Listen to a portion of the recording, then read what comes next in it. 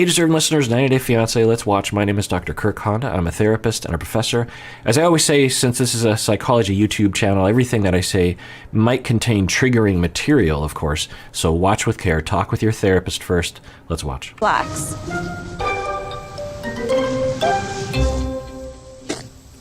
Just to have Bilal and his kids come into my yoga session. Just so nice. They were very playful. They were not taking on my class, to be quite honest. But at the same time, it made me feel good to see Bilal smiling again. Okay, so I don't know exactly what's going on, but Bilal is seemingly upset, not right now visibly, but Shaeeda was saying that before they left, he was distant, and she says that when he's upset, he will essentially give the silent treatment and be very quiet and will give her a very cold shoulder, won't give her eye contact, that kind of thing. And when I work with couples like this, and I have someone that's like that, I will say so there are two reasons probably why you're doing that. And I'm guessing a lot of you actually will do this as well. It's a mode of trying to communicate and cope. So the coping side makes sense, and we could have some validation around, which is that you probably were hurt by your partner, or they made you afraid. Remember those primary emotions of fear and of hurt and pain. And so you were probably hurt, or something your partner did, or someone did, but probably if you're giving your partner the cold shoulder, then you're probably hurt or afraid about something they did. And you are still processing it, you're still hurting or something. And so to cope, you are pulling away a little bit, and you might even be refraining from conversations because you're worried that it could escalate into conflict. And so you're coping, and that's fine. There might be other ways to cope, but there's nothing terribly wrong with that. But the communication side is the dysfunctional part, which is that often, not always, the individual is trying to communicate that they were hurt or that they were made to feel afraid by something that their partner did. And they're hoping that through the cold shoulder, the silent treatment, the lack of eye contact, the gruffness or the distance will communicate that, which of course it does not. Now, for some partners, they will know. They're like, oh, he's probably giving me the cold shoulder because of what I said the other day, so I should probably apologize. And, maybe that works, but often all that it does to the partner is it just hurts their feelings, makes them worried, or it literally just goes over their head. They're like, well, he's just really busy with work, so I'll just let him do his own thing. And a much more effective way of communicating what we feel is to say it, right? And so people who give the cold shoulder are typically on the avoidant side of things and will communicate through these very convoluted passive ways because they don't trust other people to actually validate them or hear them or be safe to communicate that to. So to work with the cold shoulder people, I will say, if you need to take a break, that's fine, but say something. You could even say something like, I'm going through something right now and I'm going to be a little distant for a while. I'm sorry about that. And maybe I'll want to talk about it later. Maybe I won't, but I don't hate you. I just need a little bit of time to recharge. Introverts can kind of be this way as well. So the reason why you want to say that is because for some people in Shaeeda's position, it can be extremely triggering. It doesn't seem to be for her. She seems to be handling it very well. But for people with abandonment traumas, preoccupied people, think of people like Ariella. I don't know if she's preoccupied, but people who present that way. Or maybe even the way that Amber Heard looked like she might be presenting in the tapes. I don't know, but the way she seemed is that she was very concerned about distance and had probably some triggering around, some traumas around that. And people like that, and there are many people, there's a spectrum, right? The way that the Amber Heard recording sounded, I can never know if that is reflective of reality, but I have worked with clients that present that way, and they tend to be more at the higher end of the spectrum of preoccupation. thing, whereas Ariella seems more in the middle somewhere. And we've seen other people who are maybe lower on the preoccupied side of things. But anyway, so for people that have that attachment injury of abandonment and concern, when you distance yourself from them, they will get triggered and then they'll pursue, which is, of course, aggravating to the situation. So you want to tell the person, I'm going to take a break for a second, but it doesn't. I don't hate you, and because to the preoccupied person, to give them the cold shoulder, the trauma that's triggered in them is this is the beginning of the end.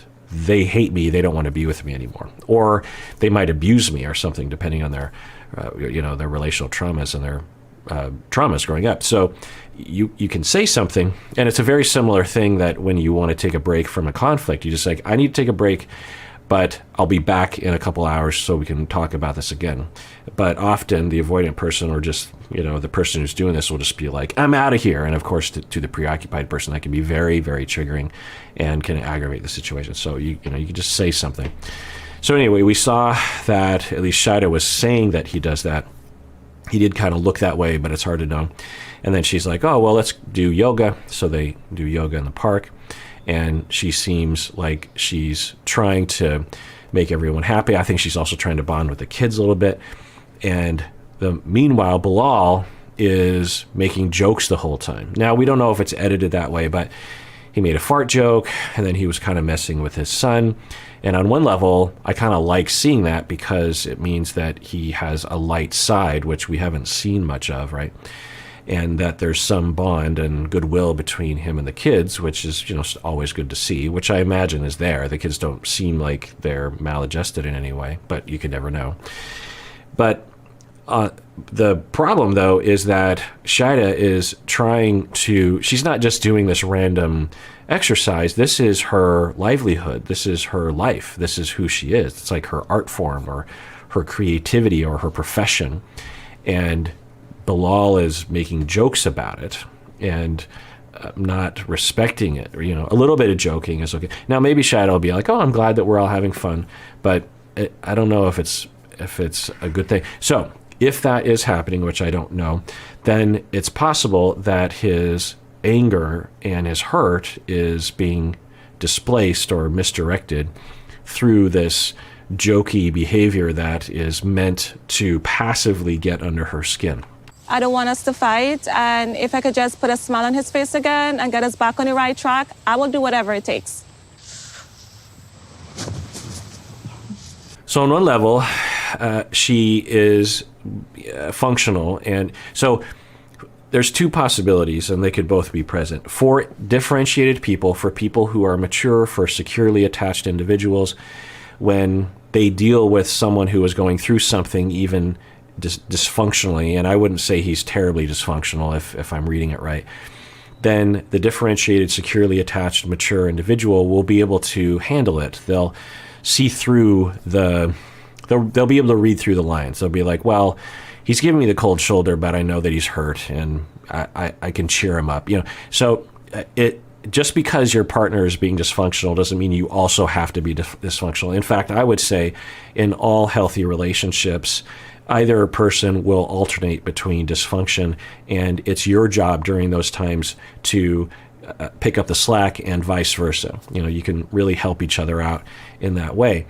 Hopefully it's somewhat balanced and mutual in that way. So there's nothing wrong with her accommodating and just trying to cheer him up and sort of taking one for the team and swallowing her pride, that sort of thing. How many other idioms can I use?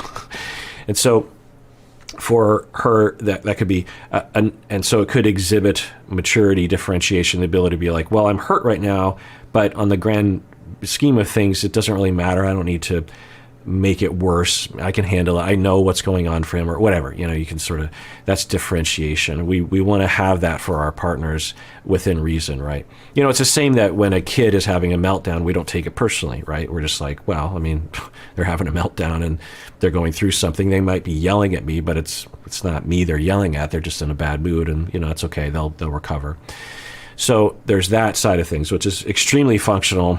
On the other hand, it could be more evidence that she doesn't really know her boundaries or her wants or her needs, or is very subservient in a dysfunctional way to her and everyone around, but mainly to her. And she's in this mode of appease, which is at the very least like somewhere on the abusive relationship spectrum, right? I mean, I don't think we'd go that far, but when someone has a lot of assuredness in their behavior and their criticism of the other person, and they rarely, if ever, take responsibility, and there's always like, you're wrong, and then this person's like, okay, how can I please? That's on the abusive spectrum. So I don't know which one it is, and I'm curious which one you think genuinely. But then he pushes his daughter, I would say, although I don't know, like when I'm roughhousing with kids and really anyone, I could see myself doing that. It's not like the kid is hurt by that, and she seems to be laughing. So maybe they have that kind of style. Now, of course, this is interesting in lieu of the conversation in which the hands-on, remember the slap in the car, it sort of contradicts a lot of the things he was saying there. And not entirely. I don't think it discounts everything, because there was some validity in terms of what he was saying. The tone, though, and I'm going to pull the car over was, triggering to me when I was watching it. But anyway, so this is kind of an interesting side of things we haven't seen before. That brings us to the end of our yoga session. But let's rewind that and just kind of watch that, because it I don't know, it looked abrupt and extreme. Not extreme, but just like a lot. But at the same time, it made me feel good to see Bilal smiling again. I don't want us to fight, and if I could just put a smile on his face again and get us back on the right track, I will do whatever it takes. Okay, that actually looked less severe the second time that I saw that. I think it might have been made a little bit more abrupt because he was trying to do it when Shaeeda wasn't looking, which is playful and nice, and the kids seem to enjoy it. But on the other hand, like, what is Shaeeda receiving from that? Like, is she like, oh, it's fun, we're all having fun, this is good, he's enjoying himself? Or is it like, is he turning into a child right now? Is he like trying to be the rebellious kid who is going against my thing here? That brings us to the end of our yoga session. Guys, just defeat the whole purpose of yoga. Yeah, I mean, at the very least, if you're Bilal, it's obvious that Shaeeda is, one, the odd man out, if you will. She's the fifth wheel. What other idioms can I use? She's the newcomer. And so he should try to accommodate her in that way. Two, you don't want to start your family system in a way that promotes this idea that Shaeeda is somehow beneath and ridiculous, which seems to kind of be communicated a little bit here. But really the most important thing is anyone would be able to detect that Shaeeda has some pride in this and some personal identity in not only yoga, but also that she's sharing something. It's not just a random activity, and that Bilal should give some, I don't know, care to that. Like, he can roughhouse with his kids, but just be like, wow, that was really great, you're really good at this. Or, isn't Shaeeda really good at this? I mean, she's really good, she's very calm. I mean, that's what I would say.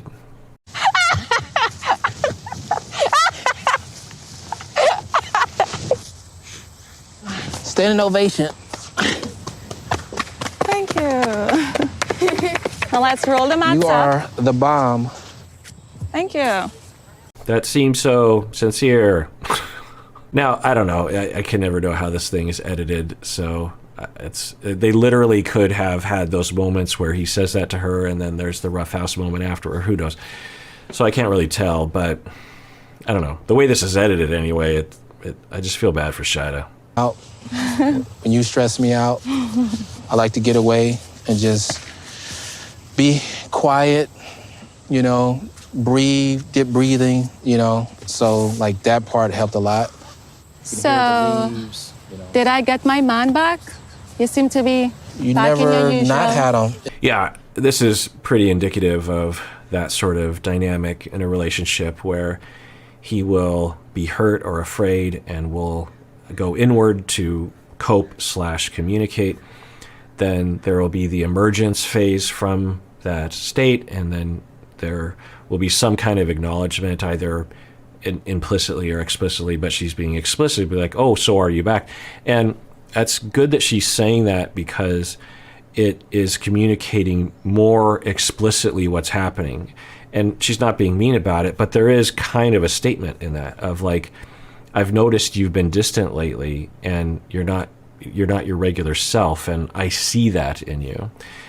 And the problem is, for people that tend to cope that way and try to communicate in that very passive way about how they're feeling on the inside, when you call them out, they don't want to acknowledge it because they didn't want to acknowledge it to begin with, because they're terrified of vulnerability, or it's probably it. They're probably just terrified of vulnerability, or they don't even know really what they're thinking, or feeling.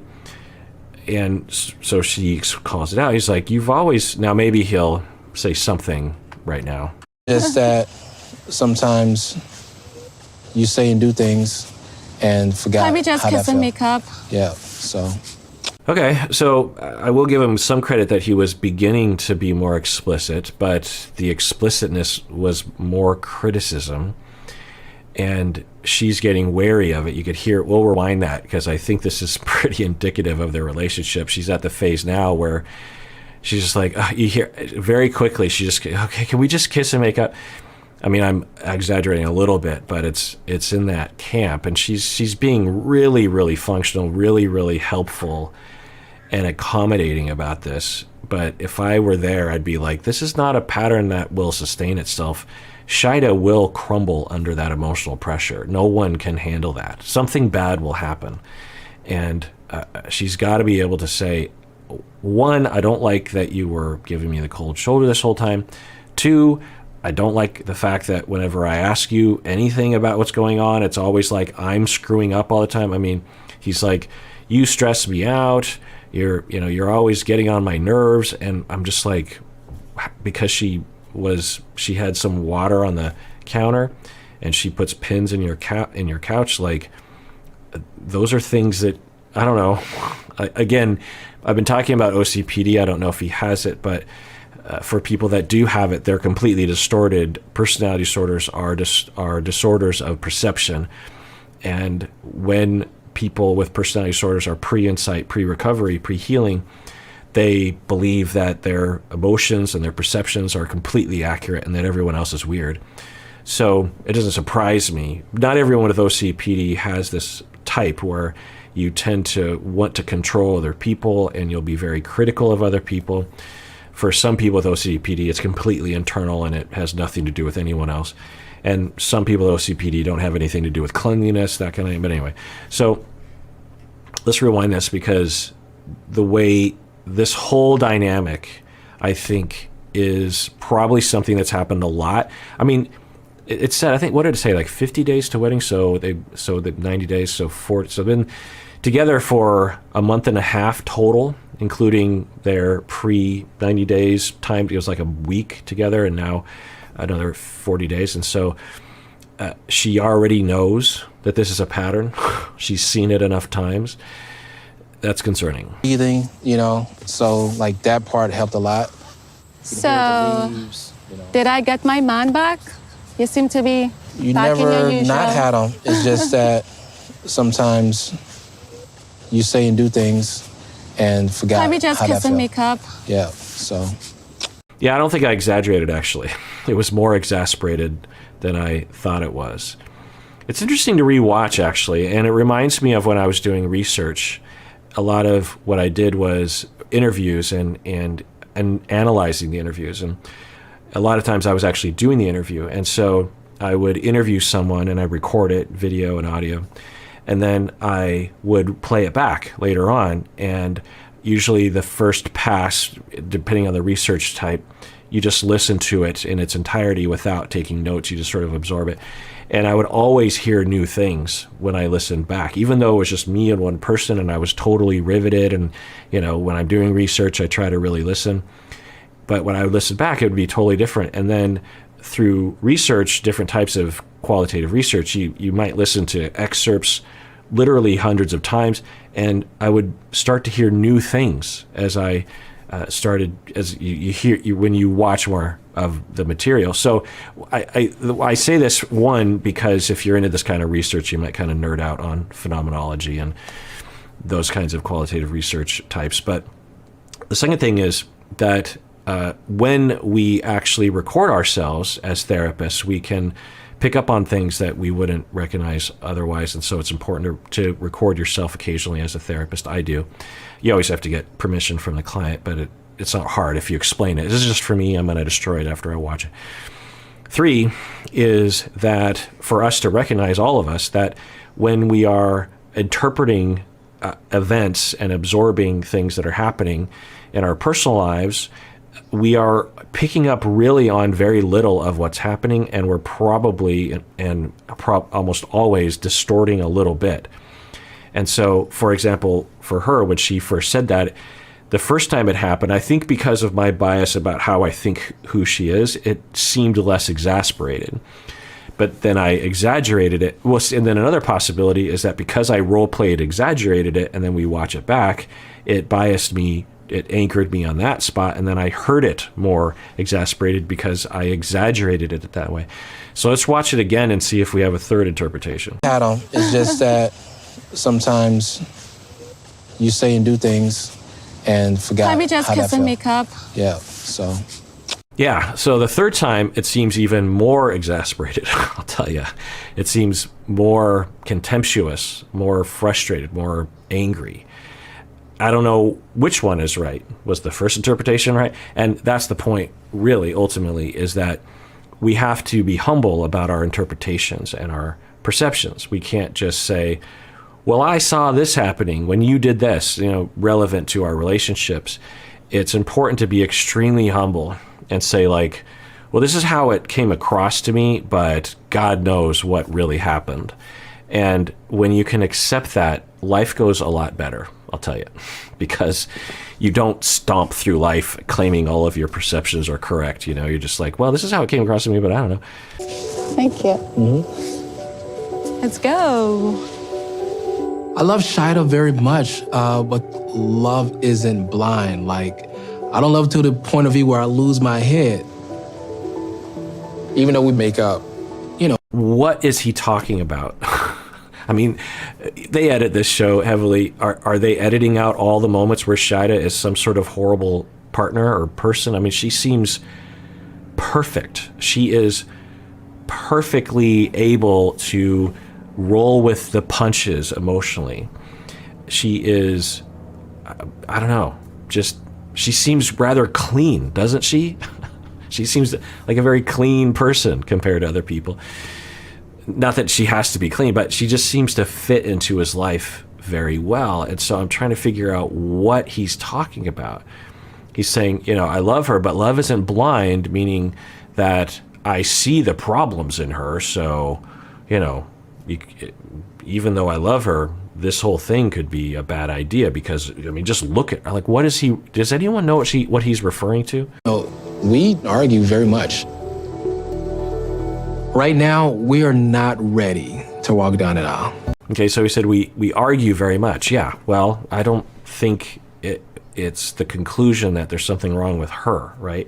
Now, I have been saying from the beginning that you could attribute 10, 20%, 5% of the issues in terms of what we've seen to her, but most of it, just take the prank, if you will. He lies to her for a very long time. You could even argue he was lying for 2 years while they were video calling each other. But I don't know if that's so much a lie. But at the very least, as they head into the prank, he's lying, this is my house, this is my van.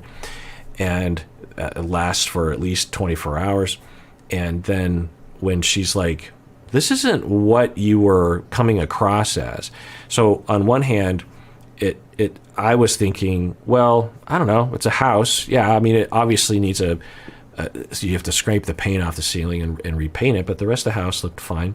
And so I don't know she seemed really kind of, well, not really, but she seemed miffed by it, partially because of what she was detecting as how he was misrepresenting himself, but also I think because she just didn't like the house, which I thought Yeah. She's like, this isn't the sort of house I saw you. So I think there was some validity to her reaction, but also there was a tiny concern there. But the lies and then the judgment from him and the tone and the patriarchal behavior and communication is so much larger. So every fight we've seen from the two of them has had a similar ratio, and how he sees the situation is just like, I don't know. It's interesting. Yeah. And it may not be my place to speak on it, but I'm coming from a place of protecting my kids' assets and the generational wealth, that he has. I have to know that, you're not here for just what he has. Yeah, these conversations happen often on this show, and she's being very straightforward. So at first I'm like, oh, this is good. Bilal's ex-wife and Shaeeda are having a one-on-one. That's great. They're having a conversation. She has concerns about Shaeeda's parenting, and Shaeeda was able to, I think, to reassure her a little bit. And at the very least, what needs to happen, I'm often advocating for this, is these two people have to get along very, very well, because there will be so many opportunities for conflict. Someone actually, I was listening to another podcast, and someone wrote into that podcast TBTL, by the way, and they were asking about, they had a neighbor, I don't know if I have this exactly right, who was, once the garbage cans had been emptied in the garbage truck, a neighbor was coming out and pulling his garbage cans up, but he would also take the neighbor's garbage cans and bring them closer to their house. And the person writing in was like, my neighbor is putting my garbage cans closer to my house. Is this some sort of passive aggression? Like, I'm leaving my cans out too long? Because I don't do that. And I don't, should I just let him do that? Because it's a nice thing. He's like helping me out, or is it's like he's touching my stuff and coming on my property? What should I do? And so the thing that I think of in that situation is, imagine if your brother did that. Your brother was living next door and he did that. What would you do? Well, you'd go, why are you doing that? Now, the fact that you can ask that question so easily is because you have a relationship with them. So when you have a neighbor that's doing something that you're wondering about, because it could be a very nice gesture, or it could be passive aggressive, they might be open to feedback, they might not be. The sky is the limit, because we have no relationship with these people, because we did not spend the time to build a relationship with these people. So when you have these two individuals, they are going to have a lot of those kinds of moments where she did that thing, I don't know what's going on. You need to be able to have a strong mutual goodwill, a lot of experience together, so that you trust each other, so that when those issues come up, you can say, so if you, and the thing I'm thinking of, the person writing into that podcast, I'm thinking, do you know your neighbor? Have you taken the time to get to know them? Because if you had at least kind of a relationship with them, you'd be able to have a conversation. And because it's not likely that your neighbor is some sort of delusional, madman who is just like trying to ruin your life with your garbage cans. There's probably some reason behind it. Maybe he is angry about the fact you're leaving out too long, but if you have a relationship, you can talk about it. And so often people will be like, I have this crazy neighbor that does this one thing. And I'm like, yeah, I mean, they probably think the same thing about you. Have you taken the time to get to know them? Because now there are, disastrous situations where you have a neighbor who is off kilter and will be unreasonable, and there's nothing you can do about that. But that's usually not the case. So I'm often advocating for these kinds of conversations. They're having it. But the ex-wife, Bilal's Shaeeda, I think her name is coming out pretty strong, and then says, how do I know you're not in it just for the money? Just like, what are you supposed to say to that? I'm not. Like, how do you prove that you're not? How do you prove a negative? It's like you can't. So why would you ask that question? And this whole narrative, it's always just so frequent from the Americans, right? Does Shaeeda look like the sort of person? Does she come across like this? Does she have the sort of past career life of someone who would do that? That she's so desperate or so psychopathic that she's willing to lie and manipulate to trick someone into marrying them because of the money. So, and I don't think Bilal is like a billionaire or something. So I don't think we're talking about, anyway. So maybe he is a billionaire. I don't know, but it's a pretty rude question, pretty hurtful.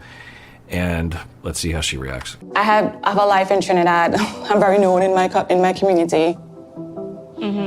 I had my own yoga studio. Just Google me, you'll see a lot of things that come up, what's in newspapers. So me trying to get what he has nothing to do with that. But I understand you have concerns from a mother protecting your children. Yeah, I do. I don't think there's no way I would have had as good a response as that if I were her. But that was about as perfect as it can be. So kudos to her. The work that you see that he has produced. And so, the kids have been here. I have been here. So I'm coming from that point of view where he needs to protect himself and for the children's sake. Yeah. Well, I think that's a conversation Bill and I definitely need to have. Yeah. In other words, it's none of your business. That's like, you're talking about the prenup and fine, because I think Shaeeda wants to get into it. She has an impulse to argue against that, but then thinks, well, but I don't need to justify to her. It's just between me and Bilal. We haven't reached an agreement when it comes to that. I think I ruffled her feathers a little bit, but I didn't come here to play games today. It was about letting her know that I stand for my kids. Well, congratulations, you succeeded. The other possibility that could be happening is now Shaeeda is hurt and afraid of you, and it starts a dynamic that she doesn't feel safe around you. She starts to get angry at you. She might start to shut you out. She might not give you the benefit of the doubt. If something goes wrong with the kids, she might not reach out to you because she gets the vibe that you're already judging her. And where does that get you? It is what it is, I guess, at this point. But I am just praying for everything just to go right for the whole. All right, well, I want to remind everyone that we have merch, and I'm also on Cameo, and you can comment below, and you can go to the Discord or the Instagram or the subreddit or the Facebook fan page or the Instagram. What am I missing out? But anyway, when you participate in conversations, please be civil, but you can certainly state your opinion and how you feel about things, but let's try to make the world a better place, one step at a time. And everyone out there, please take care of yourself because you deserve it. You really, really do.